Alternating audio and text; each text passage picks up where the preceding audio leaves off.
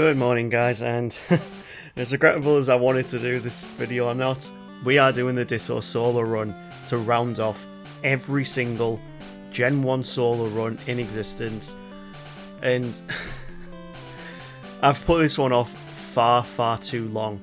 Absolutely far too long. I just didn't want to do this run whatsoever, but I made a promise to actually do this. Peelster, thank you for commenting, and you are the Ditto's rival for today. You are going to give me an absolute hellish time. So let's talk about Ditto. It's got a base stat total of 288, 48 in every single stat, and it's a pure mono normal type. And it only learns, well, technically 2 moves. It can only learn the move Transform, but once you get rid of Transform, it can also use the move Struggle. So there you go. There are 2 strategies for this entire run. Now, you might have seen other videos around the internet where people have done a Ditto solo run and completed it. Most people start off with Venusaur because in most of the rival fights he starts off with his Pidgey, Pidgeotto, or Pidgeot. And that gives you a solid advantage against the final trainer's starter Pokemon. I'm not doing that today. We started off this channel with Blastoise, the solo run. We're going to finish with Blastoise as the rival as well. I feel like it's a nice way to come out full circle. Plus, Blastoise also has the highest defense out of all of the... Well, he's probably the bulkiest of all the starter Pokemon in Kanto, so gives us the hardest time. In this run as well, I will not be IV-EV training. I will not be using the vitamins either, so however this Ditto actually turns out will just be how it is. Now, another thing I'm also going to do, I am actually going to revoke the rules for the badge boost glitch in this run. Just because I don't know if it would be possible without any badge boosting whatsoever. So when we transform into a Pokemon, if they have badge boosting moves, yeah, I actually will be using it. So yeah, that's the rules out the way. We are disregarding some of the rules. We're not going to heal in fights though. That will just be completely trashing on everything I've done. Ditto really struggles in the early game. And I mean really struggles. Unless you are using Struggle... Yeah, that actually isn't a pun. Yeah. Basically, the best way to get through the early game as a Ditto isn't to use Transform. It is to actually use Struggle strats. The reason for that, you can deal out more damage. Yes, you take a lot of damage as well, but you can actually deal out more damage than Transform. And also, with Transform as well, once you transform into a Pokemon, you only get 5 PP of every move they actually have. So if you transform into a Pokemon that's only got 1 move, you've only got 5 uses of that move before you then reduce to using Struggle as well. Transform also has a very unique trait as well. Ditto's HP stat doesn't change, but all of its stats, like its attack, defense, special, and speed, they all change to whatever the Pokemon is that you've transformed into. So if your Ditto's got higher attack stats, Struggle's the way to go. If it doesn't, transform and try and get through the fight that way. It takes us until level 9 using Struggle strats to actually get through the rival in the west of Viridian, and with that we're going to go and try Brock's gym. We are going for the full Struggle strats here, but the Light Years trainer is no joke when you're using this strategy. It's no point really using Diglett as Transform because it only has 1 move and that is Scratch. And of course it's got bad defenses and Sandshrew will just tear you apart. So we had to be level 14 before we even had a chance of beating the Light Years trainer, and we give our first go of Brock a go. So we're going into this at the level cap of 14, and Struggle is doing alright, but we are taking a lot of hits from Tackle, and that's not a good thing. The Geodude can increase its defenses, and you know, we are going to lose this attempt at level 14, so I did try this. I tried the Brock fight a hell of a lot of times, I'll be completely honest with you guys. I even tried it at level 14 by transforming into Geodude, just so we could actually raise our defense with Defense Curl, but it made absolutely no difference whatsoever because Geodude's speed stat is a lot lower than Ditto's, meaning we have less chance to get critical hits in, and we are still relying on Struggle because this fight takes way too long. We do actually manage to get through this Geodude at level 14, but look at how little HP we've got, and we've still got to deal with that Onix. So there's nothing left to do but to level grind to get up some more levels. Now I did this in increments of 2, and each time you leveled up by 2 levels you did a little bit better, but as soon as you got to that Onix, its defense is that high. Yeah, I went up to level 24 before I got my very first win against Brock, and that is like sickeningly high. That's like Abra level bad. And if you've watched my Abra only run, you'll understand why Abra only runs in Gen 1 are just nightmares. Because you don't get any level up moves to work with, you have to rely on struggle to beat Brock. So yeah, when we finally do beat Brock at level 24, we can properly get on with the run, but we have spent hours and hours of real time getting to this point here. And I'm doing this at 4 times speed, and we've still spent hours of time getting to this point.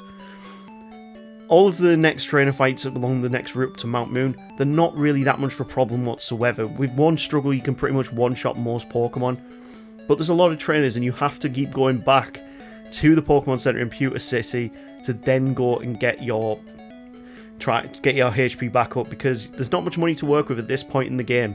So I try and go as far as I can into each of the Mount Moon runs after getting rid of all of my transform PP and running through the struggle strats. I promise you though, this is not going to be a struggle only run. This is going to be a difficult run, but we are going to change it up at different points where you'll find in the early game, if you do decide to do a Ditto run, struggle in the early game is the best thing to do, but when you start getting into the mid to the late game, transform actually comes into its own and actually starts becoming useful. And there's some interesting strategies to employ when you're using transform. You've got to really, really get lucky. I mean, and that is going to be the main thing you will see about a Ditto run. A lot of it comes down to just pure luck. There is no way you can manipulate the game.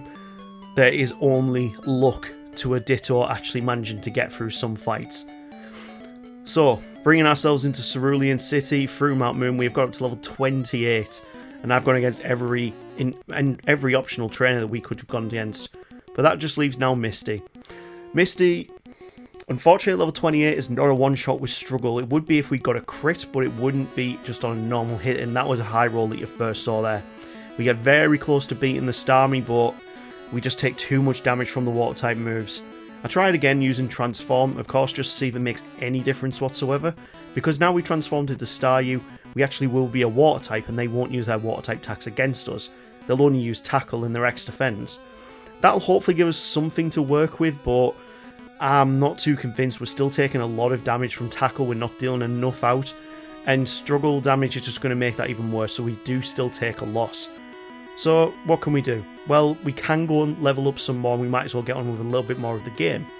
So that's what I did. I went to Nugget Bridge to go and try against a rival. We've got to level 30 here, and we are starting with transforming into the Pidgeotto. Because it's got quite high speed, well, decent speed, it does get quite a lot of good critical hits in. And it also has Gust and Quick Attack, so we have 10 moves to work with there that can actually hit an opponent. And there's also Sand Attack if we really needed it. We can try as far into the run as possible without even resorting to Sand Attack, but it might still be needed. So, even at level 32, we get bad luck against the Starmie, but that was close, that one against Misty. So I feel like at level 32, we can do this. We can one-shot the Staryu now, and we're dealing out 2-shot damage with Struggle. So at level 32, you can do it, but even then, luck still plays a massive part into this. So with 2 gym badges in tow, we can head down to Vermilion City. And Vermilion City, there are a lot of optional trains we can go against, and of course, we are going to go against every single one of them. You're going to see this Ditto climbing levels incredibly rapidly here, just because we are going to need them.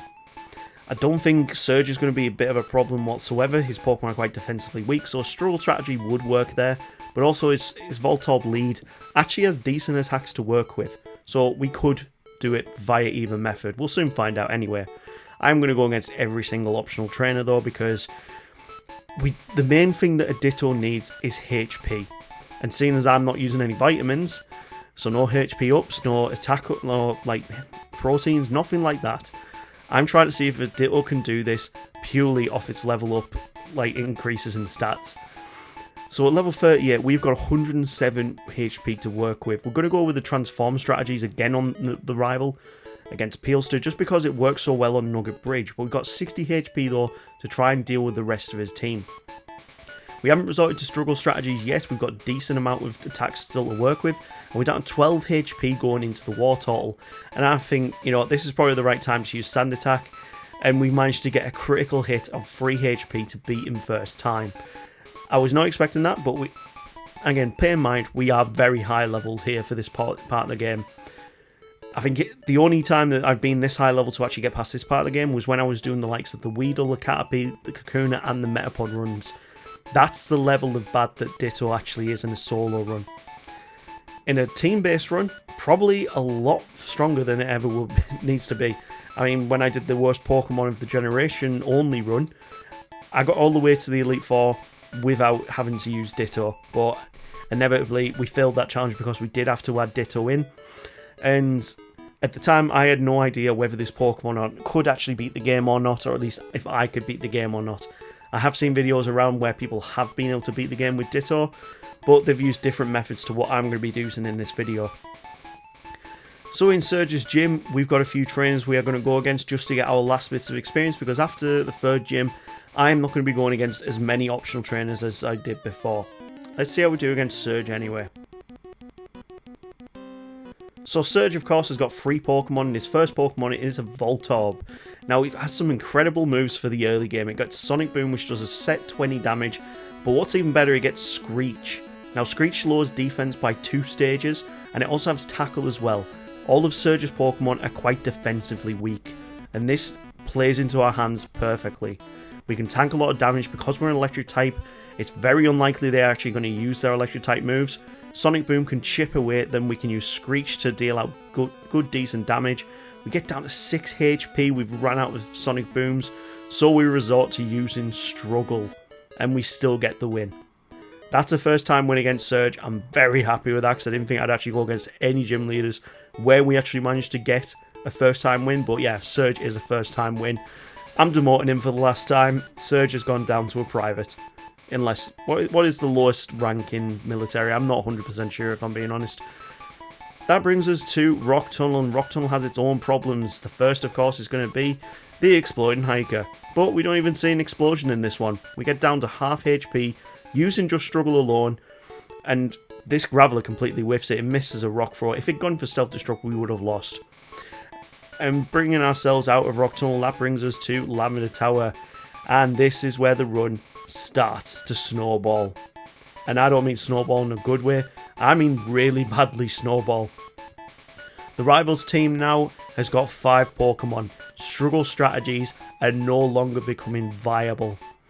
Struggle strategies are better when they've got smaller team sizes, but my god, trying to do a struggle strategy when you're against 6 Pokemon or 5 Pokemon, it becomes an absolute nightmare of luck. So we went with the transform strategies. We did much better than when the struggle run. The biggest problem though, all of his Pokemon have got really weird moves. Like Executor's got Hypnosis, which can put us to sleep, and then uses Barrage. And Barrage is something we don't really want to see. We don't want to see any of their moves really, because the more time we're asleep, the more damage he can chip away with Barrage, and that leaves little less to deal with for the rest of our attempt here. So we are really out of luck here. We've gone to using struggle strats because we've used up too many move slots. And yeah, even at level 41, we don't have enough to work with to beat him here. So we went up to level 46. We went against some of the optional trainers we missed. And we did much better this time round. We tried again with using struggle strats just because by that point I still have no PP left on transform.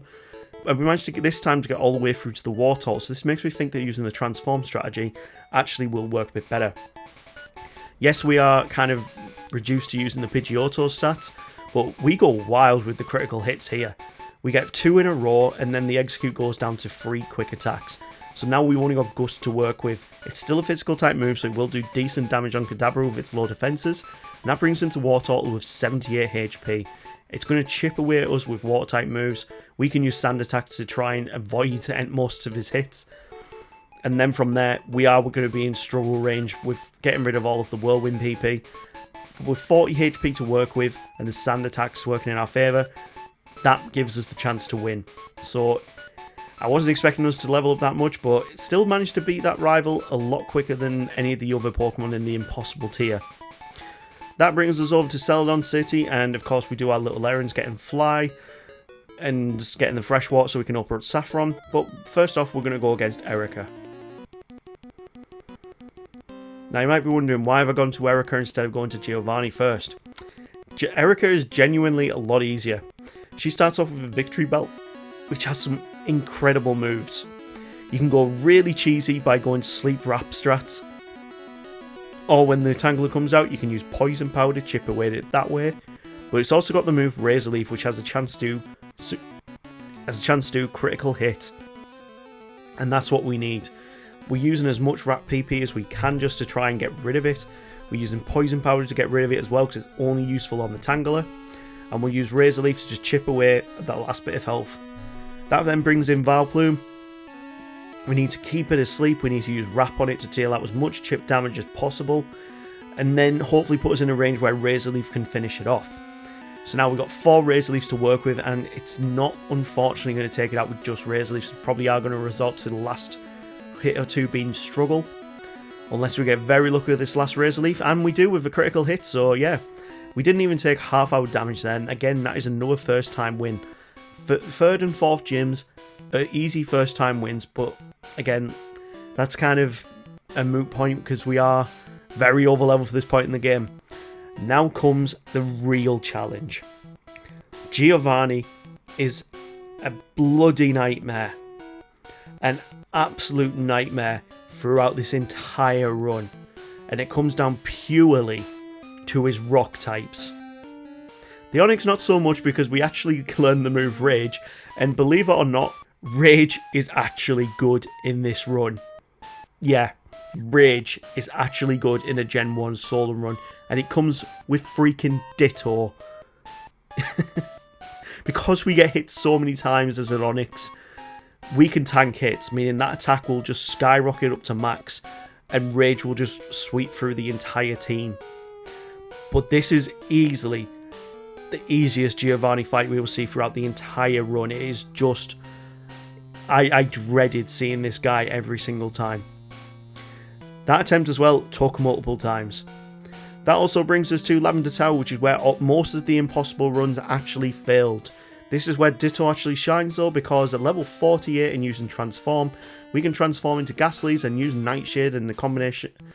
well, Nightshade and Lick, and take them down pretty comfortably. So Ditto is very easy to get through Lavender Tower. We do not have to worry about it whatsoever. But instead of... now Lavender Tower is completed, of course. Instead of going to Saffron, I determined that the easiest route to next go would actually be going down to Fuchsia. Rival 5 is always a nightmare. Koga is sometimes the easier choice. Oh god, how wrong I was. Koga became the biggest blocker in this entire run for a good long time. And I mean, incredibly difficult gym trainers to try and beat. I will show you very, very soon why that is. So let's get the HMO free, let's get out of the Safari Zone, and let's head into Koga's gym and show you the nightmare that he actually is. Koga. Didn't think this guy would be the big problem that he is. Koga, of course, has got 4 Pokemon. We started this off with the Struggle strats, and we very quickly learned why this is not the route to go. Struggle is going to be at least a free shot on the Muck. We're only 2 Pokemon down, and we've already taken ourselves out with Struggle. We went up to level 60. It made barely any difference whatsoever. Yes, we can get critical hits, but it's still not a one-shot on Muck. We can't even get past the second Coffin without killing ourselves with Struggle. So I tried Transform strats. Did not work whatsoever. That Coffin has got awful moves to work with. Not even worth trying again. So we went to level 65. We've already jumped 15 levels here to get to this point, and it still made no difference. It still made no difference making that big of a jump. We only just got to the Weezing and took ourselves out. So I actually opted to leave Koga for now. Because we've leveled up 15 levels since we entered Fuchsia, I thought it was worth giving us a try in a different place. And the only other place we can go to is Silphcore. And Silphcore has its own problems. It really does have its own problems. We have another rival fight to contend with, and we have another Giovanni fight to contend with. We are in the mid-game, fully in the mid-game. Struggle is really not the play to be going with. The best thing we can do is transform. Because no matter what we did with Struggle at this level and this amount of HP, we could not get past even the Alakazam. So we went for the transform. And this came with its own problems as well. Quick attacks and wing attacks were not one-shotting, even with critical hits on that first Pidgeot, but it was doing great damage on the rest of his Pokemon. So even though we've got through 2 or 3 Pokemon, this Execute started walling us. And we need to be more powerful or get a critical hit with wing attack to start actually beating this Execute with one shot.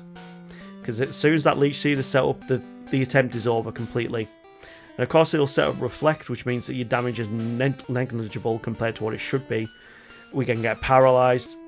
We gave up. So we tried it again. I'm still at level 65 here though. I do think with good luck we can do this. And this took a lot of attempts, but we finally got the luck that we needed. We need to make sure we can take down Pokemon as quick as possible. If we lose too much PP from hitting them too many times, we might as well restart. This time round, we've got 2 quick attack to work with and 2 wing attack to work with, going in, well, at least 1 of each going into the Blastoise. From here, this is where we started using sand attacks. We saved it completely for the Blastoise, because if he doesn't hit us, we can use our last 2 attacks to deal decent damage, and whatever HP we've got left will be dedicated to Struggle strats once we've got rid of Whirlwind. This took a lot of luck and a lot of tries to beat Rival 5, but that was still far easier than trying to beat Koga. While we're here, we're going to give Giovanni a try, and this nearly made me quit the game, this fight. This fighting genuinely nearly made me quit the game. By using transform strategies, we have got pretty awful moves to work with. Horn attack is decent, but the big problem in this run comes up after the Kangaskhan. The Kangaskhan is still annoying, and you want to make sure you do not deal out much damage to it, but once it locks itself into rage, you are losing HP fast. Then the Rhyhorn comes out, and you realise you've got very little PP to work with on your moves. And one of your moves is completely pointless to use, and that, of course, is going to be Focus Energy. We went up to level 73 here, and we used the Struggle strats to see if that made any difference. But that Rhyhorn, we lost so much HP against it. As soon as you get to the Nidoqueen, it was just reset time over and over and over again. We went to level 78. And this run, I genuinely thought I was going to quit here. Level 78, we still can't take out a Nidoqueen with 47 HP. So I left Silphcore and went back to Koga again. Yeah, very first video that I've had to do that, where I've had to show the gym leader intro twice because I struggled that much. No pun. This time round at level 81 for the 5th gym, we still lost because of self-destruct. But if we got one more struggle in there, we would have won. I went up to level 85 to try and give myself some more HP to work with for the 5th gym. Level 85. And if he hadn't have gone for X attack there, we would have lost. 5 gyms done. And my god, I cannot believe I'm level 85 to beat Koga. It's crazy, isn't it? Instead of going back to Silphcore and banging my head against a wall, I opted to try and give myself an easier time to get myself back into this game. Because this run in itself, I've been on and off playing for the past month. Because it is a tedious run. It is, in parts, really not fun. And it is going to take you a long time to do.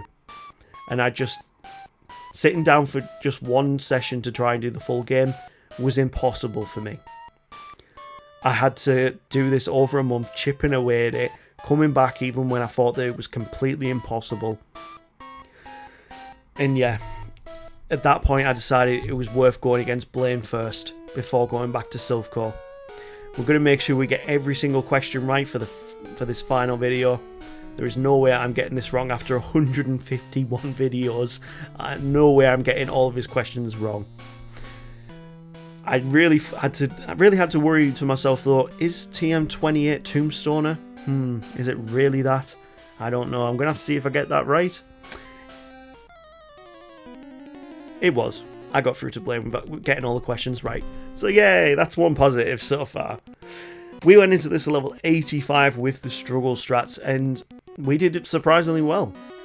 His first 3 Pokemon went down to 1 struggle each. The Arcanine though, it managed to get a takedown in. If it hadn't have got that takedown in and used something like Raw, we would have actually got a win.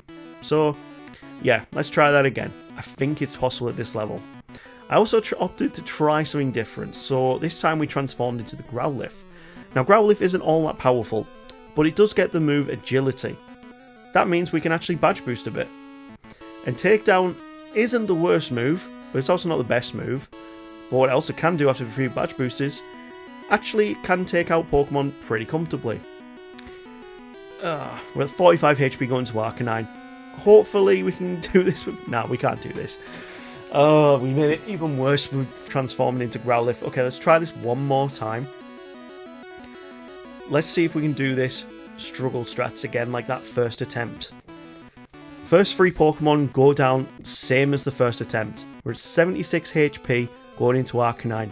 This time Takedown misses, and we managed to tank it with 2 HP.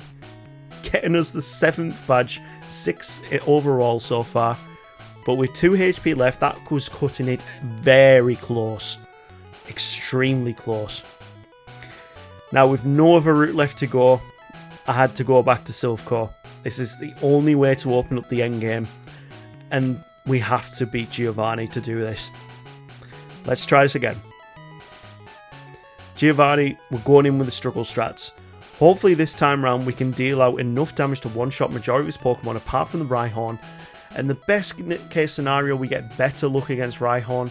Will 56 HP be enough to take down Nidoqueen? No, it will not. We need more HP. So there's nothing else to do but level up a tiny bit more to level 88.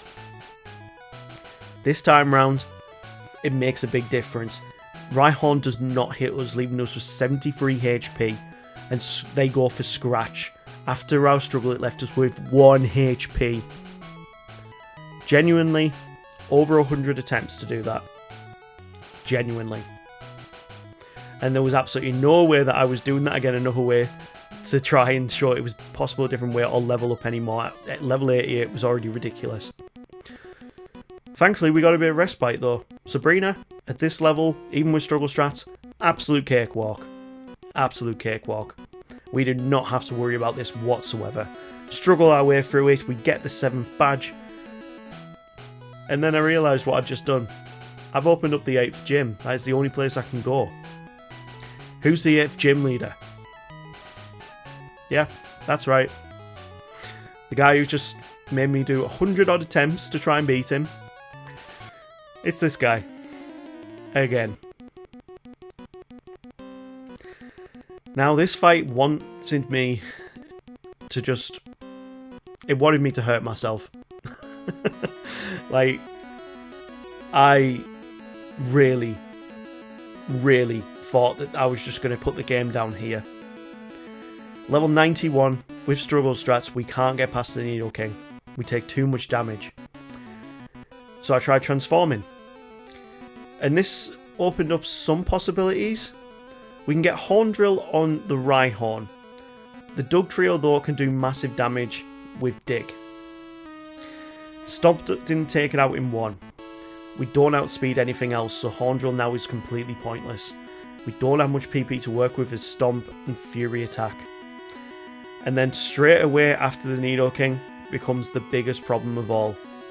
I've joked about it in pretty much every single run, but no. Rhydon has Fissure. 30% chance to 1-hit KOs because it outspeeds. I went up to level 100 to see if I can make this different. It didn't make it any better. The amount of luck that is required to beat this fight as a level 100 Ditto is insane. You need an extremely specific strategy and moves and misses to work out before this is possible. And all the while trying to get away from Rhydon's fissures. I conceded at this point. I couldn't do it. I put myself in front of the tree of shame. And yeah. Then I came back a week later with a new. I spoke to Wacko Goldfish, and he pressed me to continue on. He said to me, "Other people have done this. You can beat the game with Ditto." So I came back, and this took hundreds of attempts, absolutely hundreds of attempts. You needed a very specific sequence of events to make this happen. We needed to get through to that ride-on with as much HP as possible. We need to make sure that a certain amount of PP had been used on all the moves. We need to make sure we still had tail whip PP to work with on ride-on. We needed to make sure that Fissure did not hit once at all. And at 131 HP, that is when we went into the struggle range. It's all on this right now. If Fissure hits us once, we lose. And I got the luck. It took hundreds of attempts, but Ditto finally beat the 8th gym on its own. And you can see my absolute jubilation here. I decided to run around Viridian City like a madman. When I was actually recording this, I was screaming at this. I was like, no way have I done that with a Ditto. That was genuinely the hardest Giovanni fight I've ever done. And I've tried it with Weedle as well, and I failed with that. Now it's the League, but we're already at level 100. And the Pokemon just keep getting tougher and tougher from here. And of course we have another rival fight beforehand. The good thing about the rival fight though, we have learnt a lot from every single attempt we have gone against Peelster. Peelster's team have shown their weaknesses, and we know how to exploit them using the transform strategy. But at this late stage in the game, again, it's still going to come down to some ridiculous luck. We need some very specific events to make this happen. We need to get a lot of critical hits. We need to get a lot of one-shots with quick attack. And bringing ourselves into the Alakazam, this time round, we got it wrong.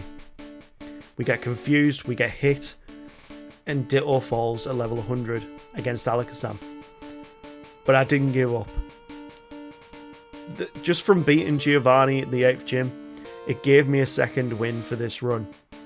And the rest of the run you're seeing right now, it still took ages, but I took a day off of work to do this. Or at least a working day. And I decided, no, I am doing this. This channel has come too far. We have done every single Gen 1 Pokemon apart from Ditto. I am doing this. I'm making sure we follow through on that promise that we started at the beginning of the channel to solo run every single Pokemon in Gen 1. We needed incredible luck to make this work. We needed HP to make this work. But getting through to Blastoise with 59 HP is not the way to do it. Let's show you the winning attempt here. So the very first turn, you need to transform into Pidgeot. From here, we need to use agility and badge boost glitch. Yes, I know people hate it. It is on every other video. It is a banned move, but here I need an exception. We need to get a critical hit on that Pidgeot with a quick attack. From there, we need to get rid of our other PP for Whirlwind and for agility, and hopefully not take too much damage from the Rhyhorn. From here, wing attacks will be the best thing to take them down. We need crits, which would make this a lot easier. We need a one-shot the Growlithe. We need a one-shot on the Execute. Now, here we go.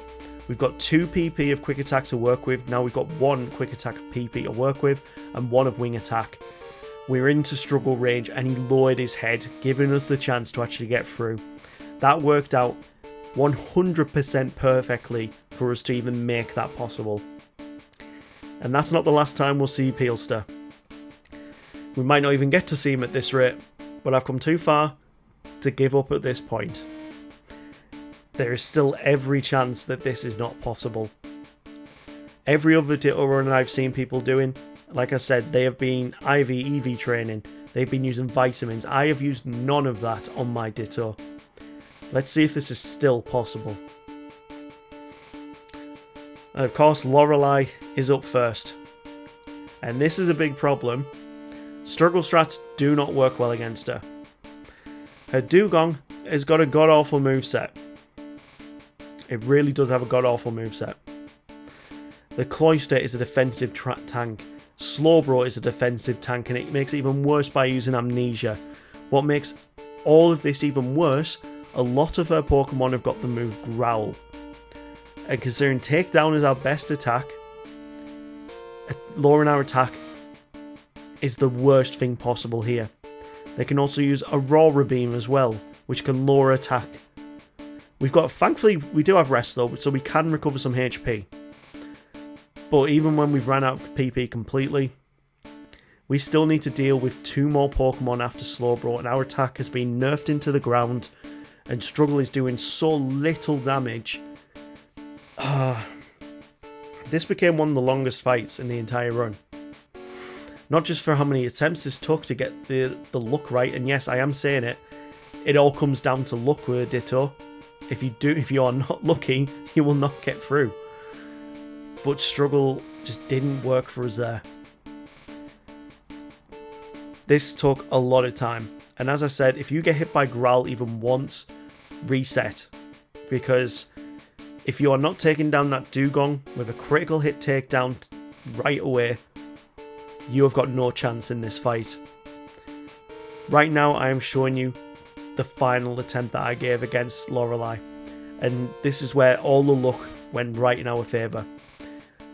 Growl is actually a great move to be used on the Cloister. The only move that it will use against you is either Supersonic or Spike Cannon. Spike Cannon is a physical move, so if you use a couple of Growls just lowering its attack, you can chip away at your own time with Aurora Beam.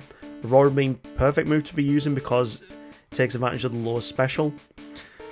But we're hoping for some crits here. We need those crits. Supersonic is really annoying, means we're going to hit ourselves in confusion. But we're not dealing all too much damage back to ourselves. Purely what we are hoping on is takedown crits. We really are hoping on that. So we're going for it now. Aurora Beam. We've got 1 more PP usage, and there's literally no other point of using it apart from against the Cloister. It's on very low HP. We have now got 3 uses of rest and 4 uses of takedown left to beat 3 more Pokemon after this.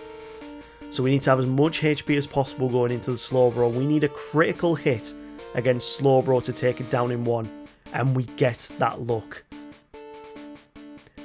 We're on 201 HP going into the Jinx, and again we get another takedown crit. We have got 3 Growls left to use, and we use them on Lapras. Because of our typing, we can tank hits pretty well. We need at least 1 rest or 2 to get through to this Lapras to make sure we can get rid of any status effects that happen while we're setting up the Growls. We've still got 2 rests to use. We might as well use them up before going full hog in with the last takedown and then going into struggle strats. We need as much HP to work with, and again, a critical hit takedown can beat that Lapras. Probably as many attempts as beating Giovanni. Thankfully though, Bruno, oh my god, Bruno, so much easier. Like we had with the very first Giovanni fight, he starts off with an Onyx, but this Onyx is different. It has the move Harden. So once we are fully set up with Harden, we can lock ourselves into Rage and just let it roll itself for the rest of the fight. But there's a big problem with just using Rage, and that comes with the Hitmonchan, because Hitmonchan actually can use the move Counter when you are using Rage, and that means we lost a lot of HP. Thankfully the second Onyx is pretty much a cakewalk. It locks itself into Rage as well, but we're dealing out way more damage than he can to us. But the final Pokemon, it's a bit of a lottery as to which move he uses, and eventually at the end he uses Submission, so we did lose to Bruno once. The very next attempt though, we got the win. There's not much different to the strategy, so let's start talking about Agatha, because we'll beat Bruno on this attempt, and it's going to be the exact same strategy, and it all again came down to that one thing that Ditto has, or doesn't have in a lot of sense, and that is luck. The next trainer coming up is Agatha. Agatha, strangely, one of the easiest Elite Four members for this run. When you transform into the first Pokemon that she throws out, which is a Gengar. And that's a great Pokemon to transform into because it has some incredibly good moves. Let's see which moves I'm talking about. So, the very first Gengar has got the moveset of Hypnosis, Dream Eater, Nightshade, and I think Lick. I don't know, I can't check because straight away we get put to sleep and Dream Eatered into the ground. That can happen. Agatha is very random with her moves. When you get a run where you actually get some good moves, the last move is Confuse Ray, that's actually a good move. If you get good luck, straight away you can put that first Gengar to sleep. You can use Nightshade on the Golbat, and you can use it wherever you want. You're doing a lot of damage out because you're at level 100. You want to make sure you don't get put to sleep because getting put to sleep, pretty much a death sentence for this fight. It's a good thing as well that she can also randomly switch out her Pokemon. So if we can get a Pokemon to sleep, we can Dream Eater and get some HP back. Now at least here we can tank a Nightshade, which is not great because the last Pokemon coming out is going to be another Gengar, which has Hypnosis. We've ran out of, well, we haven't ran out, but we've got one use of Hypnosis left. This time round, not working in our favour. Next time round, we get incredibly lucky in comparison. She switches into Golbat straight away. I managed to get it to sleep and use Dream Eater and one-shot it. Dream Eater is the perfect move to take on her team because it's pretty much a one-shot on every single Pokemon. That first Gengar special is ridiculously high, meaning we can do amazing damage on it because, as I said at the start, when you transform, you copy their stats apart from the HP. If they got very high special, utilise the special moves. So yeah, Agatha only took 3 tries, but we managed to beat her. Tell you who's even easier? Lance. Yes, Lance is actually an easy fight for this. Why is that? His Gyarados is an idiot. Once we transform into Gyarados, we get some ridiculously powerful moves. We also get the move Leer, which can lower their defenses. So even if we get hit by Hyper Beam, we actually can tank it. And because of Hyper Beam's traits in Gen 1, where if you one-shot it, you can continue using it the next... You don't need a recharge turn. It's broken. That then brings us into the Dragonite, and unfortunately this time we had ourselves in confusion to take ourselves down. But if we'd hit that Dragonite there, we would have won on first time. Let's try this again though. This time around we still take a Hyper Beam to the face, but we only take half damage. So we've got more to work with going into the later Pokemon. The Dragonairs are one-shots with Hyper Beam. Aerodactyl goes down to a single Hydro Pump, but again we've been confused. This time I decided to go for it because the chance of him using Hyper Beam as well, very high, and we get a crit to get through this fight. And we have managed to get to the champion fight with just a Ditto. I never thought this was going to be possible for me. Let's see how we do against Peelster. This is the final fight. And my god, this took me a long time. An absolute long time. But you've been watching this video for quite a long time. I am not going to make you sit through every single attempt. I'm going to show you where I failed in this first one. And then I will show you the winning attempt. Because you guys have been amazing. Everybody who has subbed, everybody's commented, everyone's liked the video since the start of my channel. I really appreciate you guys being with me on a very long journey over multiple years. And we've actually managed to get to the final Gen 1 Pokemon Solo Run. Let's talk about how I did this. I mean, we're going to lose against Alec because I'm here. Let's see how I did this. So that Pidgeot, I realised that the version that I've got of Pokemon Blue is not the same as other people in the world. This one has a different moveset to the likes you might have seen on J-Rose's Ditto video, on Scott's Fort's Ditto videos. This one doesn't have Sky Attack, and that's a big problem. But it's also not the worst thing in the world. We are hoping for critical hits. What we're also hoping for is that Rhydon tries to use Horn Drill on us, and then we can use Mirror Move to one-shot it. The chances of this happening is very, very low. This is why this attempt took so many tries. You also need to make sure you can take down this Arcanine in 2 hits. We're now into the Executor and we have no moves to work with. We are working only with Struggle. And thank God we got a crit there, and thank God he went for Skull Bash. But Ditto did it. Relying on Struggle in the end, relying on Transform, we used both moves, the only 2 moves it gets in combination, to beat the game with a Ditto, with no vitamins, no IVEV training. Everybody else that I've watched has only been able to do it with that sort of training, with those vitamins. I've proven here that you don't need that to beat the game with just a Ditto. You also don't need to use a version that the Pidgeot has Sky Attack on, which is a busted move. We did it with probably the worst iteration of that Pidgeot, and we did it without an advantage against the starter Pokemon at the end. We did this at level 100. And it took me 26 hours and 14 minutes to do this. I really hope that you guys look at that and go, this is worth a sub or a like.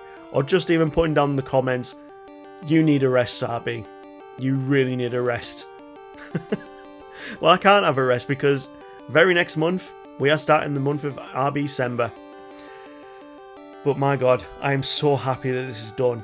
I do not have to do another Gen 1 solo run for the entirety of this channel, unless I decide to go and do a rerun of any of my previous Pokemon where I've actually done that.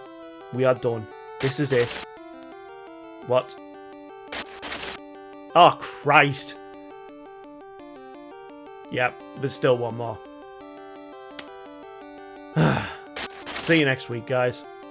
Bloody missing though.